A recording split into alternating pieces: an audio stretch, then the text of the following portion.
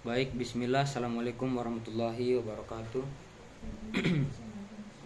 Perkenalkan, nama saya Abdullah Maruf dengan NIM 2023 0101046163.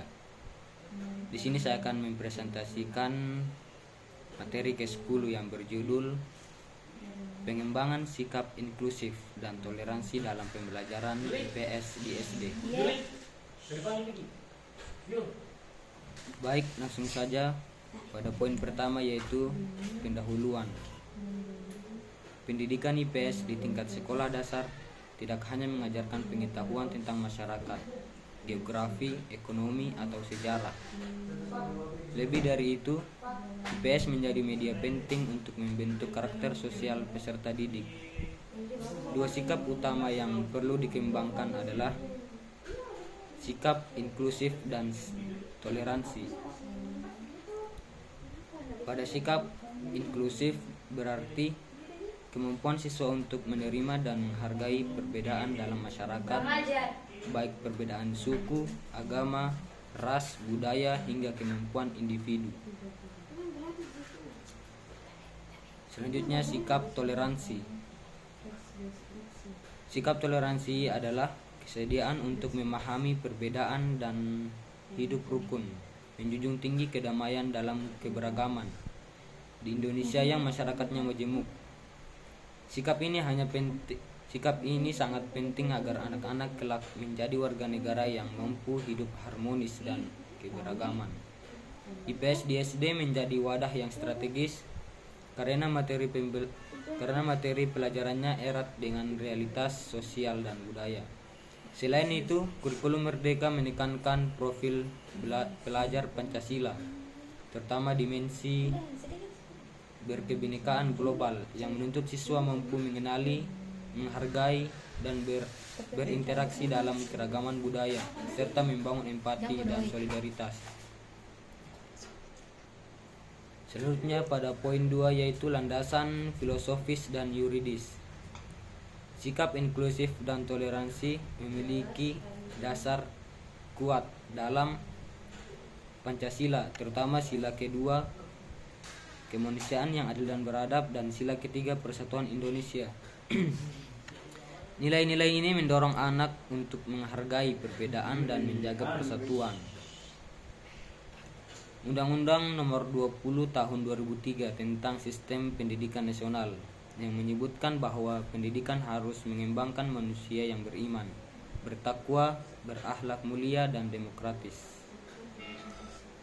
Profil pelajar Pancasila dalam kurikulum Merdeka yang secara eksplisit menekankan penguatan karakter termasuk kemampuan berinteraksi lintas budaya.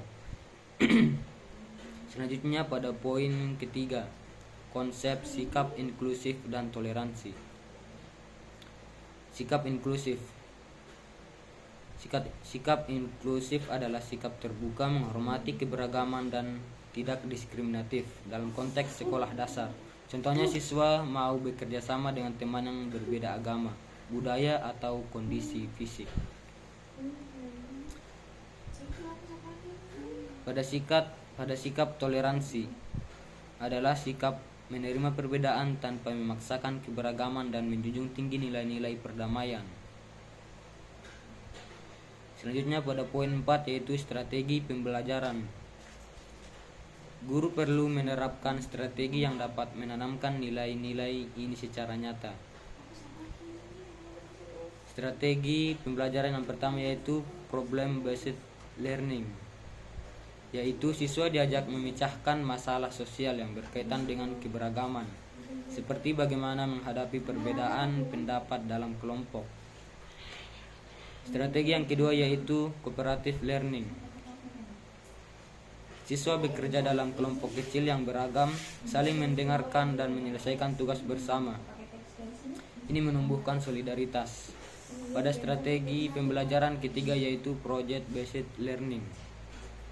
Siswa membuat proyek kebinekaan seperti kampanye toleransi, pameran budaya, atau membuat video edukasi tentang keberagaman.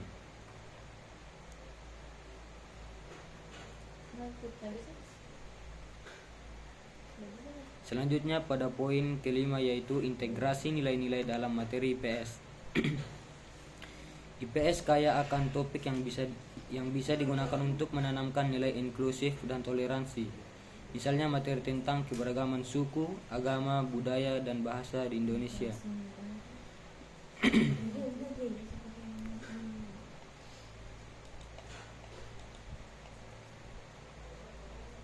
Selanjutnya pada poin ke-6 media dan sumber belajar. Media yang mendukung yang pertama yaitu media audio visual, yaitu video edukasi, dokumenter budaya, animasi yang memperlihatkan keberagaman. Dan yang kedua cerita rakyat, yaitu seperti legenda Maling Kundang, Si Kancil, yang mengandung pesan moral, toleransi, dan menghargai perbedaan. Selanjutnya sumber belajar lokal, yaitu kunjungan ke tempat ibadah, wawancara dengan tokoh masyarakat, atau mengundang pembicara dari latar belakang berbeda. Selanjutnya buku teks dan modul tematik, seperti tema Indahnya Kebersamaan yang mengangkat isu kebinekaan. Selanjutnya pada poin ke-7, evaluasi sikap. Evaluasi sikap dilakukan melalui yang pertama yaitu observasi langsung, yaitu guru mengamati interaksi siswa di kelas. Yang kedua jurnal reflektif, yaitu siswa menulis pengalaman mereka dalam menghargai perbedaan. Yang ketiga penilaian diri, siswa menilai sendiri sikap mereka terhadap teman yang berbeda. Yang keempat proyek sosial, seperti membuat poster kampanye toleransi, video atau presentasi kelompok.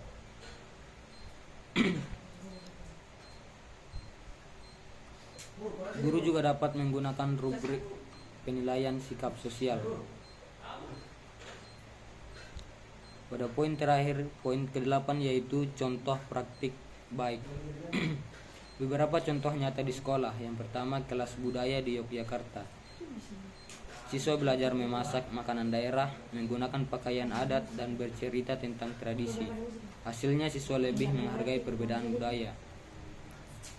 Yang kedua yaitu festival keberagaman di Maluku, yaitu siswa merancang stand budaya dan bekerja sama lintas budaya. Ini menumbuhkan kebersamaan dan toleransi.